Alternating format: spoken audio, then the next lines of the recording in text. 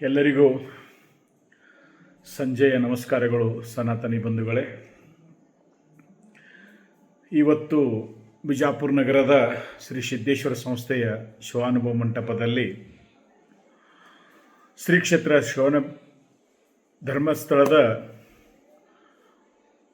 ಎಲ್ಲ ಅಭಿಮಾನಿಗಳ ಮುಖಂಡರ ಸಭೆಯನ್ನು ಕರೆಯಲಾಗಿತ್ತು. ಸಭೆಯಲ್ಲಿ ದಿನಾಂಕ ಇದೇ 13ರಂದು ಪ್ರತಿಭಟನಾ ಮೆರವಣಿಗೆಯನ್ನು ಏನು ಹಮ್ಮಿಕೊಳ್ತಾ ಇದ್ದೀವಿ, ಅದರ ಬಗ್ಗೆ, ಅದರ ರೂಪರೇಷೆಗಳ ಬಗ್ಗೆ ಕೂಲಂಕಷವಾಗಿ ಚರ್ಚೆ ಮಾಡಿದ್ವಿ. ಸಭೆಯಲ್ಲಿ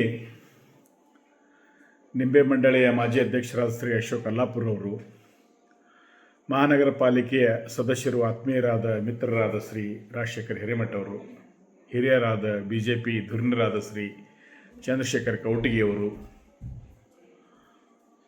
ಜೈನ ಸಮಾಜದ ಮುಖಂಡರಾದ ಶ್ರೀ ಮಹಾವೀರ್ ಪಾರೇಖ್ ಅವರು, ಪ್ರವೀಣ್ ಕಾಸಾರ್ ಅವರು, ಚೇತನ್ ಸಗ್ರೆ ಅವರು, ಮಹಾವೀರ್ ತಂಗಾ, ಸತಪ್ಪ ಗೊಂಗಡಿ, ಗಣ್ಯ ವ್ಯಾಪಾರಸ್ಥರಾದ ಶ್ರೀ ಅಪಸಾಬ್ ಮುತ್ತಿನ್ರವರು ಮುಂತಾದ ಅನೇಕ ಗಣ್ಯರು ಭಾಗವಹಿಸಿ ತಮ್ಮ ಸಲಹೆಗಳನ್ನು ನೀಡಿದರು. ನಾಳೆ ಬೆಳಗ್ಗೆ 10 ಗಂಟೆಗೆ ಸರಿಯಾಗಿ ಮಂಗಳೂರು ಹೋಟೆಲ್ನಲ್ಲಿ 13ರ ಸಭೆಯ ಬಗ್ಗೆ, 13ರ ಮೆರವಣಿಗೆ ಬಗ್ಗೆ ಸಿದ್ದೇಶ್ವರ ದೇವಸ್ಥಾನದಿಂದ ಪ್ರಾರಂಭಿಸಿ ಜಿಲ್ಲಾಧಿಕಾರಿಗಳ ಕಚೇರಿ ಒಳಗೆ ತಲುಪಿ ಶಾಂತ ರೀತಿಯಾಗಿ ಒಂದು ಪ್ರತಿಭಟನಾ ಮೆರವಣಿಗೆಯನ್ನು ಹಮ್ಮಿಕೊಂಡು ಜಿಲ್ಲಾಧಿಕಾರಿಗಳಿಗೆ ಮನವಿ ಸಲ್ಲಿಸುವುದಾಗಿ ಒಂದು ನಿರ್ಣಯವನ್ನು ತೆಗೆದುಕೊಳ್ಳಲಾಯಿತು. ಸಭೆಯಲ್ಲಿ ಎಲ್ಲರೂ ಒಕ್ಕೊರಲಿನಿಂದ ಈ ಸಮಾಜಘಾತುಕ ಶಕ್ತಿಗಳ ಏನದರಲ್ಲ ಕೆಲವೊಬ್ಬರು ಅವರ ವರ್ತನೆಯನ್ನು ಎಲ್ಲರೂ ಖಂಡಿಸಿದರು. ಹಾಗೆಯೇ 13ನೇ ತಾರೀಕಿನ ಮೆರವಣಿಗೆಗೆ ಎಲ್ಲ ಸಮಾಜದ ಎಲ್ಲ ತಾಯಂದಿರು, ಹಿರಿಯರು ಹಾಗೂ ಶ್ರೀ ಕ್ಷೇತ್ರ ಧರ್ಮಸ್ಥಳ ಏನು ಜನಾಭಿವೃದ್ಧಿ ಯೋಜನೆಗಳಿದಾವಲ್ಲ ಅದರ ಫಲಾನುಭವಿಗಳು ಎಲ್ಲರೂ ಭಾಗವಹಿಸಬೇಕಂತ ಒಂದು ಮನವಿ ಮಾಡಿಕೊಂಡಿದ್ದೀವಿ. ಹೆಚ್ಚಿನ ಮಾಹಿತಿಯನ್ನು ನಾಳಿನ ಪ್ರೆಸ್ ಮೀಟಿಂಗ್ನಲ್ಲಿ ಎಲ್ಲರಿಗೂ ತಲುಪುವಂತೆ ಹೇಳಿಕೊಡ್ತೇವೆ. ಸ್ನೇಹಿತರೆ, ಈ ಹೋರಾಟ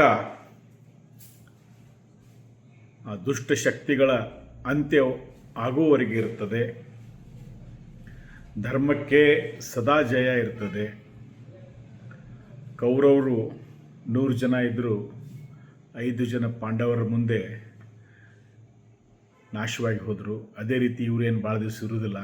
ಧರ್ಮಸ್ಥಳ ಅದು ಬೆಂಕಿ, ಧರ್ಮಸ್ಥಳ ಅಂದ್ರೇ ಬೆಂಕಿ, ಅಲ್ಲಿ ಧರ್ಮ ಇರ್ತದೆ.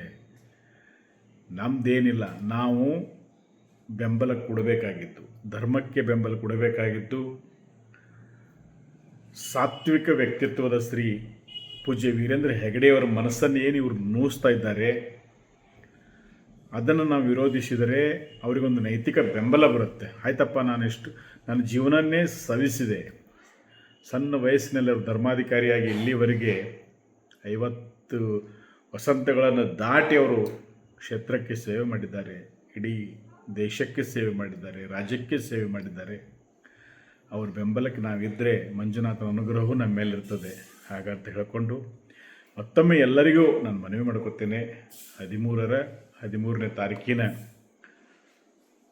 ಮೆರವಣಿಗೆಯನ್ನು ತಾವೆಲ್ಲರೂ ಯಶಸ್ವಿ ಮಾಡಬೇಕಂತ ಕೇಳಿಕೊಂಡು ನಾನು ಮತ್ತೊಮ್ಮೆ ತಮ್ಮೆಲ್ಲರಿಗೆ ನಮಸ್ಕರಿಸುತ್ತಾ, ಜೈ ಭಾರತ್, ಜೈ ಹಿಂದೂಸ್ತಾನ್.